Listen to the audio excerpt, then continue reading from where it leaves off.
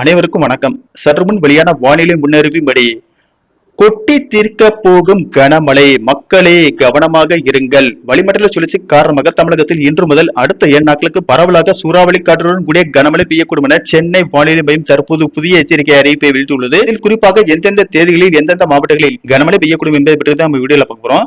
வீடியோவை கடைசி வரைக்கும் ஸ்கிப் பண்ணாம பாருங்க. வீடியோக்குள்ள போறதுக்கு முன்னாடி இந்த வீடியோக்கு லைக் பண்ண பிரச்சனைக்கோங்க.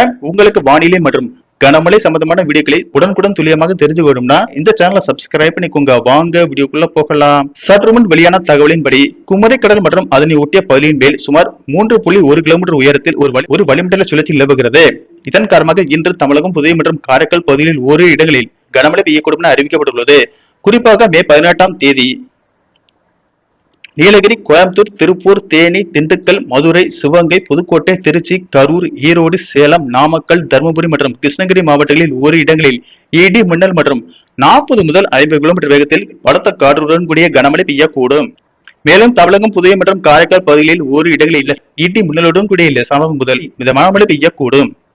மே 19ஆம் தேதி தமிழகம், புதுவை மற்றும் காரைக்கால் பகுதிகளில் இடி மின்னலுடன் கூடிய லேசானது முதல் மிதமான மழை பெய்யக்கூடும் என்றும், குறிப்பாக கோயம்புத்தூர் மற்றும் திருப்பூர் மாவட்ட மலைப்பகுதிகள், நீலகிரி, தேனி, திண்டுக்கல் மற்றும் மதுரை மாவட்டங்களில் ஓரிரு இடங்களில் இடி மின்னல் மற்றும் 30 முதல் 40 கிலோமீட்டர் வேகத்தில் பலத்த காற்றுடன் கூடிய கனமழை பெய்யக்கூடும்.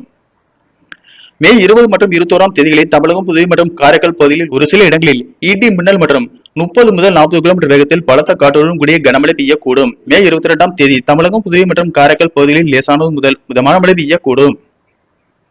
சென்னையை பொறுத்தவரை வானம் ஓரளவு மேகமூட்டத்துடன் காணப்படும் என்றும், நகரின் ஒரு சில பகுதிகளில் இடி மின்னலுடன் கூடிய லேசானது முதல் மிதமான மழை பெய்யக்கூடும் என வானிலை மையம் தெரிவித்துள்ளது. மீனவர்களுக்கான எச்சரிக்கையின்படி தமிழக கடலோர பகுதிகளில், மன்னார் வளைகுடா மற்றும் அதனை ஒட்டிய குமரிக்கடல் பகுதிகளில், மேலும் வங்கக்கடல் பகுதிகளில் சூறாவளி காற்று மணிக்கு 50 முதல் 60 கிலோமீட்டர் வேகத்தில் வீசக்கூடும் என்பதால் மீனவர்கள் அந்த பகுதிகளுக்கு செல்ல வேண்டாம் என்று அறிவுறுத்தப்படுகிறார்கள்.